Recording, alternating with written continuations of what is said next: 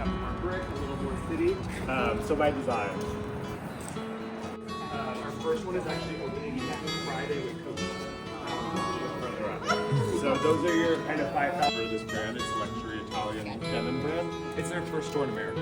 They don't have a presence here, but they have had such success with the collection in Europe. They took the chance to say we're going to open our first store here.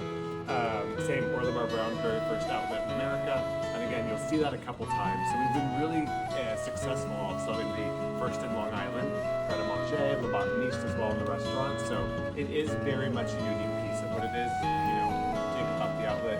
Having stores that don't participate in that channel will continue to just drive that uniqueness to what we really offer here.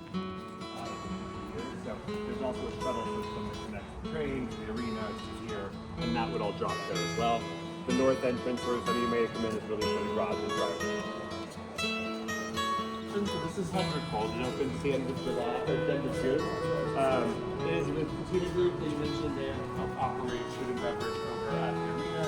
They also just develop food and beverage for the Ryder Cup, so they're a large kind of operator in these kind of spaces. The chef has been with the Collingworth, James Beard Award, and Chef Laundry.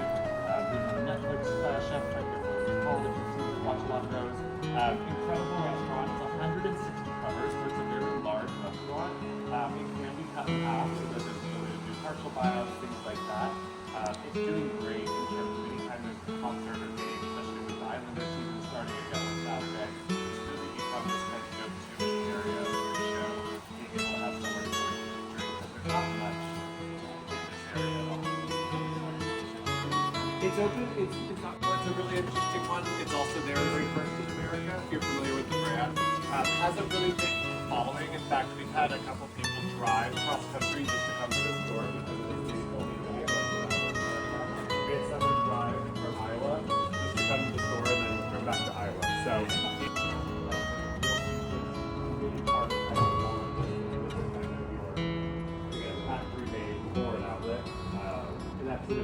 so the cost obviously, you know, participates in this channel, but also puts a lot of the runway stuff in this store, which is one of the only stores that do this in America. So we're again really working with the brands to bring in something unique to really drive that excitement. So, great for the arena, people coming through. So this plaza will be kind of a space that was always activated. Hugo Boss will be opening in February, and John Vito Rossi right behind you opens next month. So a few more stores opening here. We also do a lot of kids programming in this corner. So this is where like Letters to Santa during weekends when there's things, Disney on Ice, etc. We set up a lovely kids corner in there. So this is kind of a really family area too that we try to activate. And then of course Christmas trees. This is where the big G jeans were. So kind of a nice point because what you're hit right here, which is kind of the larger. Obviously for the village right now, we're not, you know, reaching that, but future, you know, it will be something with the shuttle system and the parking, which is why we're really pushing for the train as the way to get here when we're doing these sort of marketing comms. The 5,100 is owned by them or you? Us. Oh, you own it. The garage is ours. We share it during games. We also have some, but it is our garage at the end of the day. And yes, you can basically walk out. The arena's just on our side of Hempstead, Turnpike's right there. If you turn right and then left, there's an underpass that goes under Hempstead, and it goes right to the entrance of the park. And if you've seen, if you drove in, the grandstand is finally kind of coming up. All 3 floors are constructed now.